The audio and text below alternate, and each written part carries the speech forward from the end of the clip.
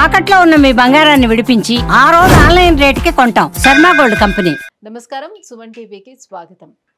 2025 ఆంగ్ల నూతన సంవత్సరం ద్వాదశ రాశుల వారికి నవగ్రహాల సంచారం ఆధారంగా ఎటువంటి ఫలితాలు ఉంటాయి, ఎటువంటి పరిహారాలని పాటించుకోవాలి, ఈ విషయాన్ని తెలియజేసేందుకు మనతో పాటు ఉన్నారు ప్రముఖ జ్యోతిష రత్న, జ్యోతిష చక్ర వైభవ నిపుణ డాక్టర్ రాళ్లపల్లి రవికుమార్ గారు మనతో పాటు ఉన్నారు. గురువుగారిని అడిగి తెలుసుకుందాం.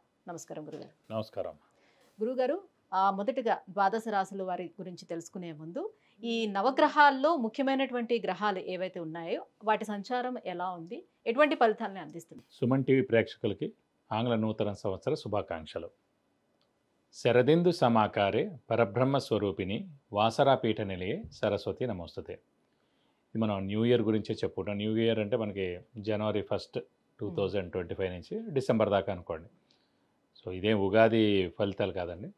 సో ప్రేక్షకులు మీరు కూడా తెలుసుకోండి, ఎందుకంటే మనకి ఉగాది వచ్చేది ఇంకా చాలా టైం ఉంది, మనకి ఏప్రిల్ నుంచి అనుకోండి. సో ఉగాది ఫలితాలు మళ్ళీ మనం చెప్పుకుందాం. ఇందాక చాలామంది ప్రేక్షకుల కోరికపై న్యూ ఇయర్గా ఎలా ఉంటుంది ఈ ఏడాది అంతా అనేది చెప్పుకుందాం.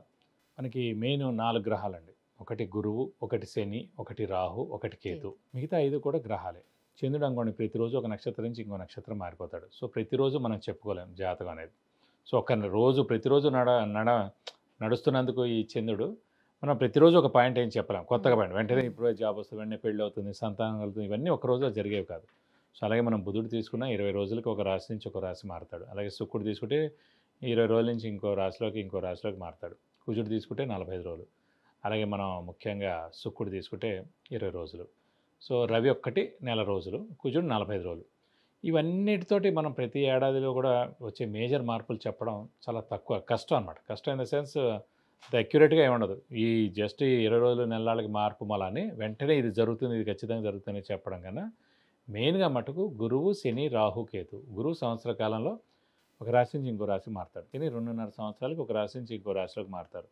రాహుకేతులు ఇద్దరు కూడా ఛాయాగ్రహాలు, ఎప్పుడూ ఆపోజిటే ఉంటారు కాబట్టి వాళ్ళిద్దరు కూడా ఒక రాశి నుంచి ఇంకో రాశి మారడానికి ఏడార్థం పడుతుంది అన్నమాట. వీటిని ఆధారం చేసుకుని చెప్పాలన్నమాట ముఖ్యంగా ఏ విషయం జరిగినా కూడా. కాబట్టి ముఖ్యంగా గురువు వచ్చేసి మనకి 15 మే 2025 నుంచి మనకి ముఖ్యంగా మిథున రాశిలోకి ప్రవేశిస్తున్నాడు. అలాగే శని 30 మార్చ్ 2025 నుంచి మీన రాశిలోకి ప్రవేశిస్తున్నాడు. ఇక రాహుకేతు ఇద్దరు కూడా సేమ్ డేట్ 18 మే 2025 నుంచి మనకి రాహు కుంభరాశిలోకి వస్తాడు. అలాగే కేతు సేమ్ 18 మే 2025 నుంచి సింహరాశిలోకి కేతు వస్తాడు. ముఖ్యంగా మొన్న కూడా చెప్పుకున్నాం మనం, అక్టోబర్ 20 తారీఖు నుంచి కుజుడు నీచలో ఉన్నాడండి. సో ఈ కుజుడు నీచత్వం 21 జనవరి 2025 వరకు ఉంది. అంటే ఈ జనవరి 2025 21 తారీఖు దాకా ఉంది. మళ్ళీ ఇంకొకసారి 3 ఏప్రిల్ 2025 నుంచి 5 జూన్ 2025 వరకు కుజుడు నీచలో ఉంటాడు. సాధారణంగా ఈ కుజుడు మెయిన్గా న్యాచురల్ కెలామిటీస్ కారకుడు, అంటే ఎర్త్క్వేక్. లాస్ట్ టైం మనం ఎందుకో చెప్పుకోలేకపోయాం, ఈ న్యాచురల్ కెలామిటీస్ అనే వర్డ్ వాడడం కానీ చెప్పుకోలేకపోయాం. సో ఎర్త్క్వేక్ కానివ్వండి, మేజర్గా తుఫాన్లు కానివ్వండి, పంచభూతాలు ఏవైతే సృష్టిస్తాయో నీరు ద్వారా కానివ్వండి, భూమి ద్వారా కానివ్వండి, లేకపోతే ఫైర్ అగ్ని ద్వారా కానివ్వండి, సో ఇలాంటి ఈ పంచభూతాలు సాక్షిగా ఏదైనా ప్రళయం సంభవించేందుకు అవకాశం ఉన్నాయి. ఇది కాకుండా కుజుడు మెయిన్గా కారకుడు, ఎలక్ట్రికల్ అనుకున్నాం, ఫైర్ ఏదైనా అంటుకోవడం కానీ, సెక్యూరిటీ కూడా కుజుడే అండి.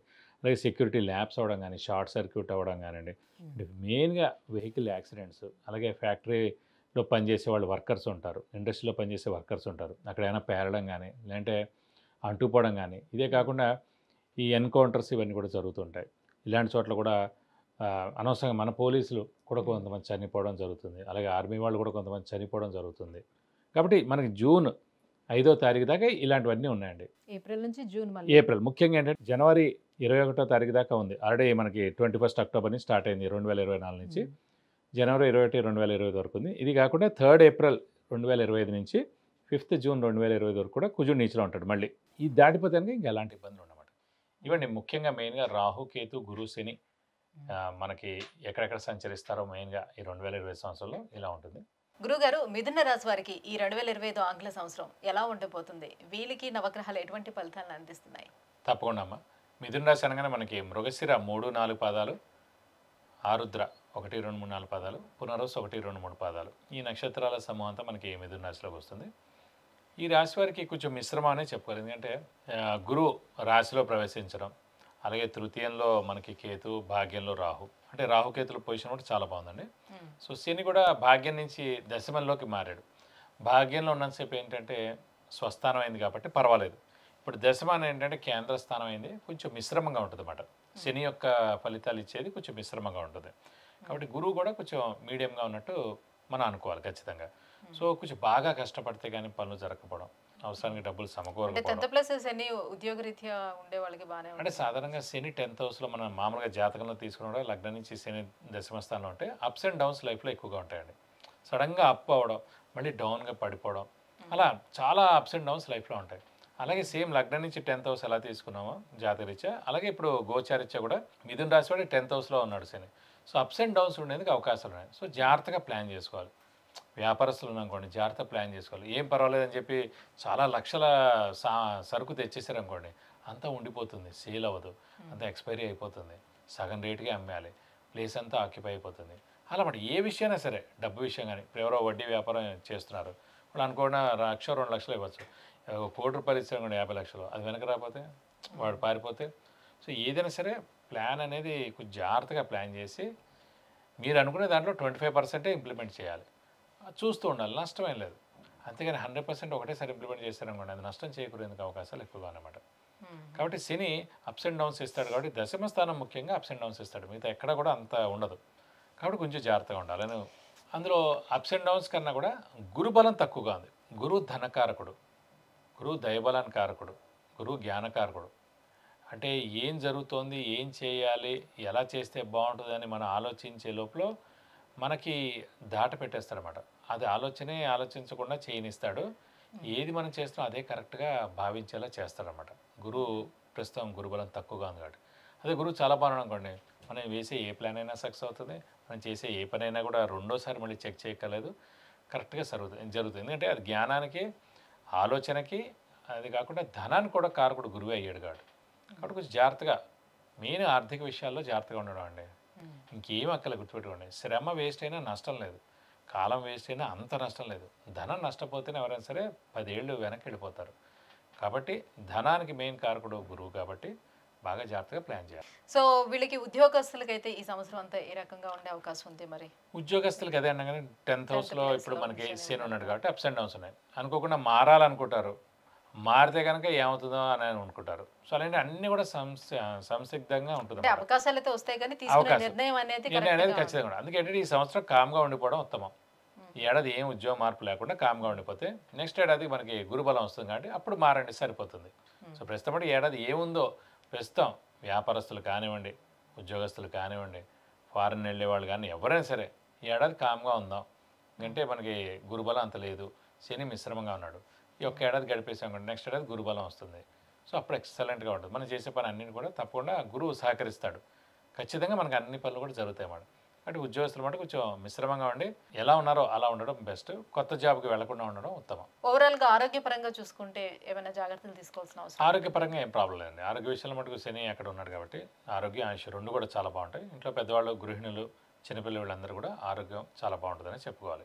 మరి ఈ గ్రహాల శాంతి కోసం ఎటువంటి పరిహారాలను పాటించాలి? ఏ గ్రహాలకి శాంతి చేయాల్సిన? శనికి అయితే అవసరం లేదండి, కానీ గురువు మటుకు రాశిలో ఉండి మిశ్రమంగా ఉన్నాడు కాబట్టి ప్రతి గురువారం ఉపవాసం ఉండడం ఈ సంవత్సర కాలం అది ఫిక్స్డ్గా పెట్టుకోండి. ఎందుకంటే ఉపవాసంతో చాలా పనులు జరుగుతాయి. ఎందుకంటే ఏ మనిషి చిన్న పాపాయి పుట్టినా కూడా పాల కోసం, పెద్ద ఏజ్డ్ వాడైనా సరే టిఫినో బోయినో ఏదో ఒకటి తినడం కోసమే, తింటేనే బతకగలరు, అది పరిస్థితి. అలాంటిది మనకి ఏ గ్రహం అయితే బాగాలేదో ఆ రోజు కనుక మనం ఉపవాసం ఉండడానికి ఖచ్చితంగా అయ్యో అనవసరంగా నా గురించి ఉపవాసం ఉన్నాడు, నేనేం బ్యాడ్ చేయకూడదు, మనం ఏదైనా అతనికి పనులు జరిగేది డిలే చేయకూడదు, పోన్లే అని ఆ గ్రహం అనుకుంది అనుకోండి, చాలా మనకి మంచి జరిగినట్టే. వారంలో ఒక్కరోజే అది మన డైట్కి హెల్ప్ అవుతుంది, అటు ఆరోగ్యానికి హెల్ప్ అవుతుంది. ముందుగా మన గ్రహం ఏదైతే ఉందో అది శాంతిస్తుంది. సో గురుబలం లేదు కాబట్టి ప్రస్తుతం గురుబలంతో మనకు ఎన్నో పనులు జరగాలి, దైవబలంతో ఎన్నో పనులు జరగాలి. కాబట్టి ప్రతి గురువారం ఉపవాసం ఉండడం, అలాగే 50-60 ఏళ్ళు దాటిన వాళ్ళు ఏం చేయక్కర్లేదు. షుగర్ పేషెంట్స్, జ్ఞాన పేషెంట్స్ ఎవరు అసలు ఉపవాసం చేయక్కర్లేదు, వాళ్ళు అసలు ఏం చేయక్కర్లేదు. వాళ్ళు చేసినా ఫలిస్తుందని అన్నారు కాబట్టి ఆల్రెడీ అనారోగ్యం వాళ్ళు అసలు చేయక్కర్లేదు, వాళ్ళకి జస్ట్ దండం పెట్టుకుంటే చాలు. కాబట్టి మిగతా ఏజ్ అందరూ హెల్తీగా ఉన్నవాళ్ళు, బాగున్న వాళ్ళు మటు ఖచ్చితంగా రైస్ ఐటెం తినకూడదు, ఫ్రూట్స్ కానీ జ్యూస్ కానీ తాగొచ్చు, లేదు ఇంకా కొంచెం ఆకలిస్తే టిఫిన్ దాకా తినచ్చు, అంతే. రైస్ ఐటెం తినకుండా చూడండి. మీ పని అయ్యేదాకా చూడండి, మీ పని అయిన తర్వాత మానేయండి, నష్టమే ఉంది. పెద్ద ఉద్యోగం రావట్లేదు అప్పటిదాకా చేయండి, పెళ్ళి అవ్వట్లేదు చేయండి, సంతానం కనీసం ఆ పనులు జరిగేదాకైనా చేయండి. చేస్తే ఖచ్చితంగా ఇంపాక్ట్ ఉంటుంది. అలాగే దత్తాత్రేయ స్వామిని ఎక్కువగా పూజించాలి. ప్రతిరోజు దత్తాత్రేయ స్వామి అష్టోత్తరం చదువుకోవడం, అలాగే ప్రతి వారం దత్తాత్రేయ స్వామి గుడికి వెళ్ళి 40 ప్రదక్షిణాలు చేయడం, అర్చన కానీ అభిషేకం కానీ ఎప్పుడైనా చేయిస్తే మంచిది. అలాగే ఇంకా బలం తక్కువగా ఉందంటే ఖచ్చితంగా గురువుకి 16,000 సార్లు జపం చేయించి శనగపప్పు కేజీంపో ఒక ఎల్లో లుంగి 1000 రూపాయల వర్త్ గోల్డ్ ఐటమ్ దానం ఇస్తే కనుక దోషం మొత్తం తొలగిపోతుంది. విద్య, ఉద్యోగం, వివాహం, వ్యాపారం, విదేశీయానం, ఆరోగ్యం, ఐశ్వర్యం, గృహం వీటన్నిటి గురించి తెలుసుకోవాలంటే కింద స్క్రోల్ అవుతున్నటువంటి నెంబర్లకి కాల్ చేయడం లేదంటే మెసేజ్ చేసి గురువుగారి యొక్క అపాయింట్మెంట్ పొందొచ్చు. గురుగారు 2025 ఆంగ్ల సంవత్సరం మిథున రాశి వారికి ఎలా ఉండబోతుంది, ఎటువంటి పరిహారాలను పాటించుకోవాలి, ఈ విషయాన్ని తెలియజేసినందుకు ధన్యవాదాలు. నమస్కారం.